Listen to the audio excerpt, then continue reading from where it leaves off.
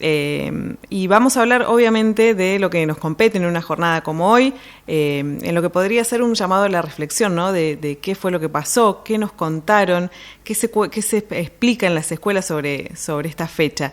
Así que lo vamos a saludar a Fabián Harari. Él es doctor en Historia de la Universidad de Buenos Aires y docente universitario y de Educación Media, pero además dirige el grupo de investigación de la Revolución de Mayo del Centro de Estudios e Investigación en Ciencias Sociales. Así que lo vamos a saludar y le vamos a agradecer muchísimo este contacto el día de hoy con La Carretera. Fabián, buen día. Noel Rolando es mi nombre. ¿Cómo estás? Hola, ¿qué tal? ¿Cómo estás? Muy bien, muy bien. Bueno, hablando de esto, ¿no? De la importancia que tiene esta jornada, que entendemos o sabemos que no se trató solo de un día, ¿no? Que fue un proceso mucho más largo. Sí, en realidad es un proceso que arranca en 1806 con las invasiones inglesas y con el armamento general. En 1810 se toma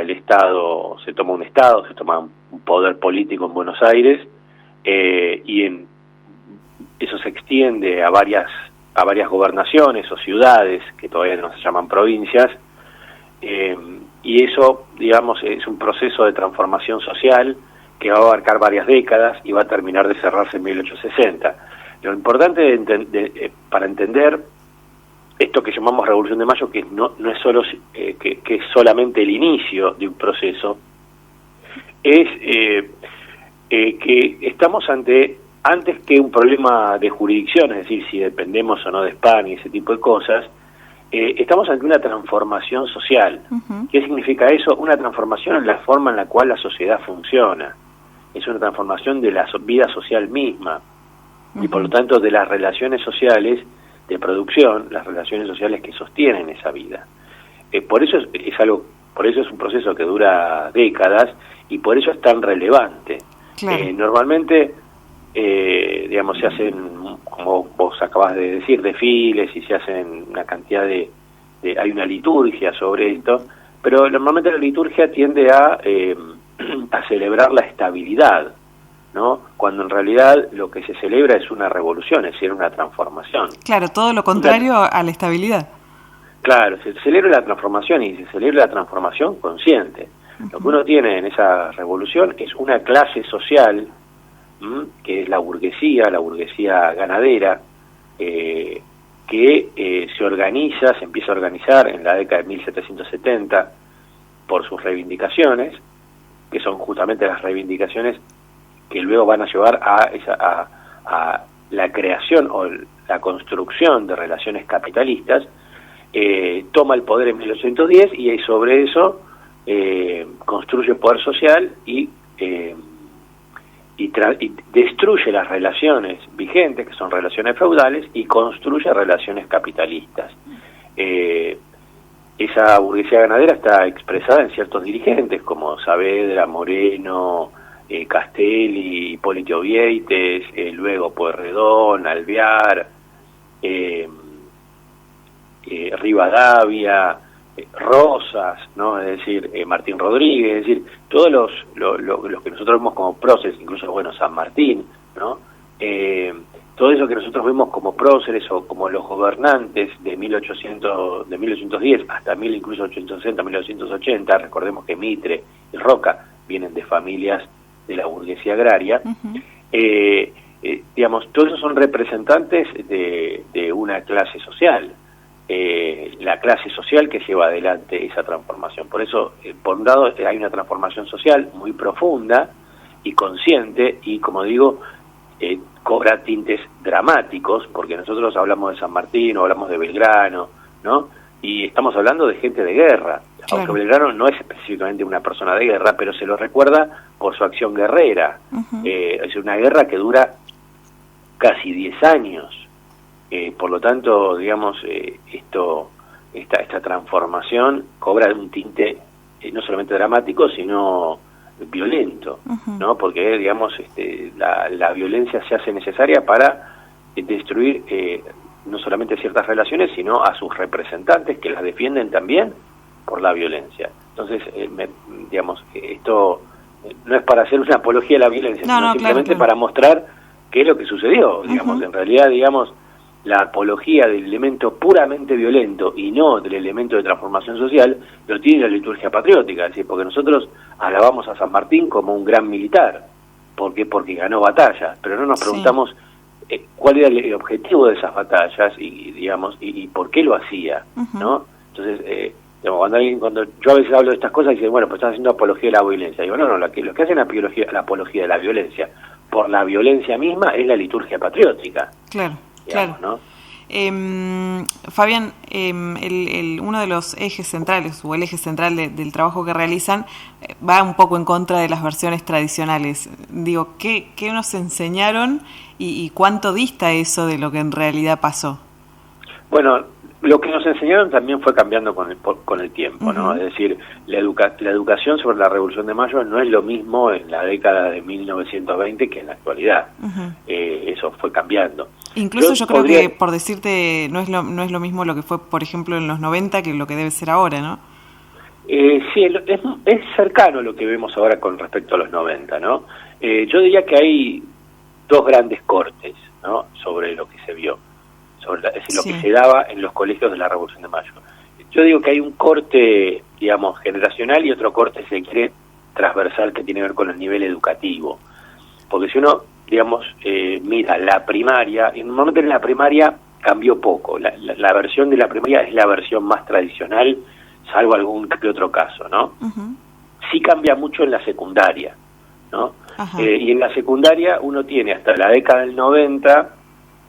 o mediados de los 90, quizás fines de los 90, depende del colegio, la provincia donde estemos, una mirada que es la mirada, como digo, la mirada tradicional, esta mirada donde en 1810 ya se crea la nación, uno diría es la mirada de Mitre, la mirada de Levene, la mirada de la historia, digamos, o incluso la mirada revisionista, si la mirada de la historia más tradicional. A partir de 1810 se crea la Argentina, ya está la Argentina, ya está todo, y es una revolución que lo único que intenta es justamente crear la Argentina y separarse de España, sin ningún contenido social, ¿no? Sí. Y del otro lado, digamos, a partir de los 90 o de fines de los 90, es decir, la historia que se ve hace casi 20, 25 años, que es la historia, si se quiere, posmoderna, que es la que predomina en el secundario, la que predomina en los institutos de formación docente, la que predomina en las universidades y la que predomina en el dictado de qué es lo que se va a investigar básicamente en los centros de investigación, sobre todo en CONICET, no financiados, que es casi, digamos, por decirlo así, una dictadura del pensamiento. Y esa versión dice, hace 25 años que dice que aquí no pasó nada. Eso tiene, digamos, lo que dice es que esa, en realidad en términos estrictos no fue una revolución, ¿no?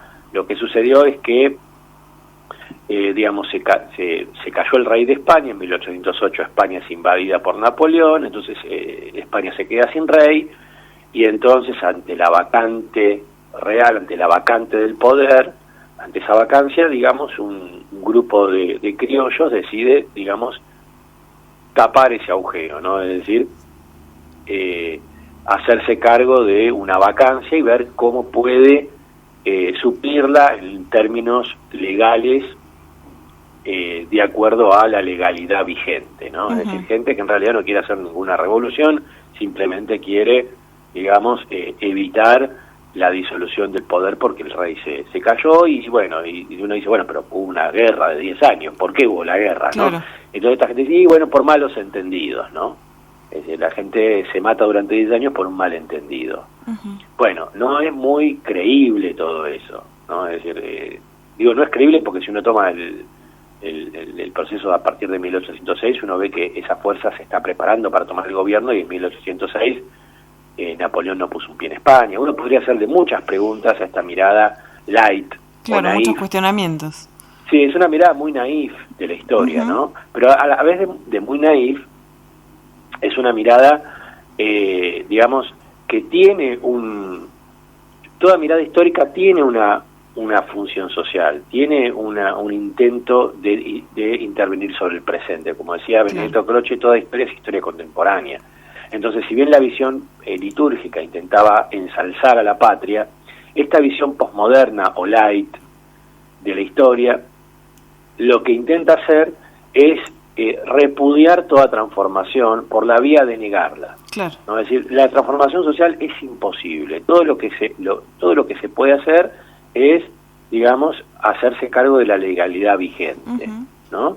Y los cambios vendrán casi por sí solos. Entonces, hay un mensaje ahí. La historia light, la historia que hoy domina en los claustros, no solo académicos, sino en la secundaria y en la formación de los docentes.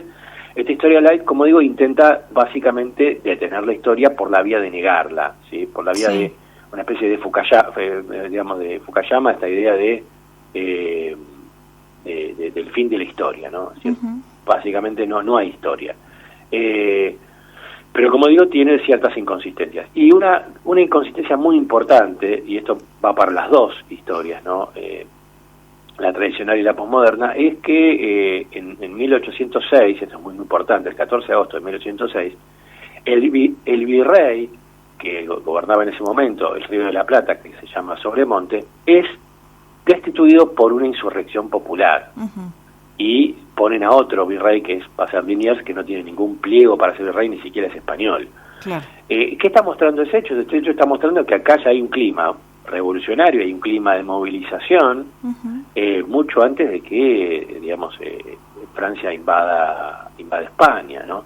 Lo que me hace importante a mí pensar es que ante una situación de crisis tan profunda y tan sistémica, la solución provino de la transformación social profunda y de un sujeto que encabezó esa transformación.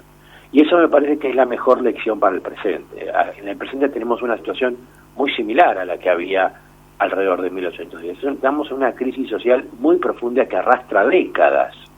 Y la solución a esa crisis no puede venir de pequeños cambios, ni puede venir de la clase social que vino gobernando la Argentina durante casi un poco más de 200 años, en la que se hizo cargo de esa experiencia histórica que hoy estamos ya padeciendo.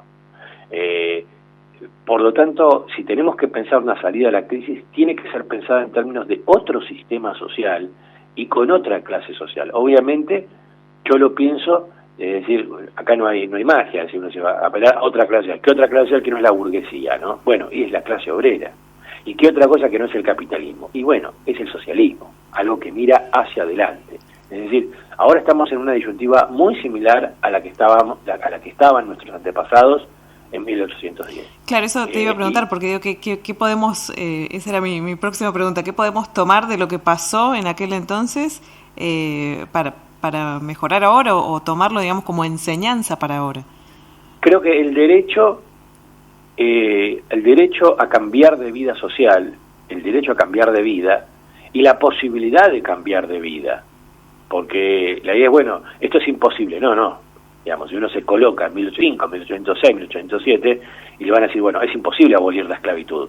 No, la esclavitud es una institución milenaria, ¿cómo la vas a abolir? ¿O cómo vas a abolir las relaciones de servidumbre, la mita, la encomienda? ¿Cómo vas a abolir esas relaciones que tienen cientos de años?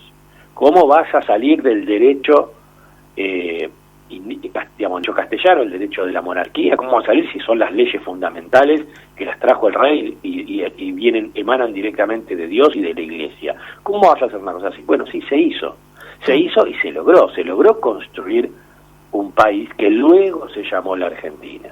Entonces, cuando alguien dice, bueno, acá hace falta otro sistema social, en el caso que yo propongo, que propone Vía Socialista, que es el partido al que pertenezco, el socialismo, es decir, una sociedad que pueda planificar la producción, donde la producción pueda centralizarse, y otra clase social, la clase obrera, se haga cargo, que es la mayoría de la población, la gran, inmensa mayoría de la población, se haga cargo de esta experiencia, de una nueva experiencia, y alguien dice, bueno, eso es imposible, no puede pasar. Bueno, imposible es este sistema social que vivimos, esto es imposible.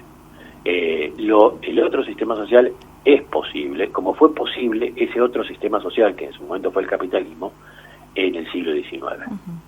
Fabián, queremos agradecerte mucho este contacto con la carretera. Podríamos quedarnos horas charlando con vos, pero bueno, en radio los tiempos son otros, pero bueno, igual nos parecía muy importante un mensaje, digamos, para este 25 de mayo, así que muy agradecidos con vos por el contacto.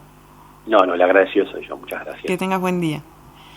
Ahí estábamos en comunicación con el doctor Fabián Harari. Él es doctor en Historia de la Universidad de Buenos Aires y docente universitario y de educación media también, pero por sobre todo dirige el grupo de investigación de la Revolución de Mayo del Centro de Estudios e Investigación de Ciencias Sociales. Bueno, nos estaba dando su visión de la historia, ¿no? De lo que pasó por aquellos años.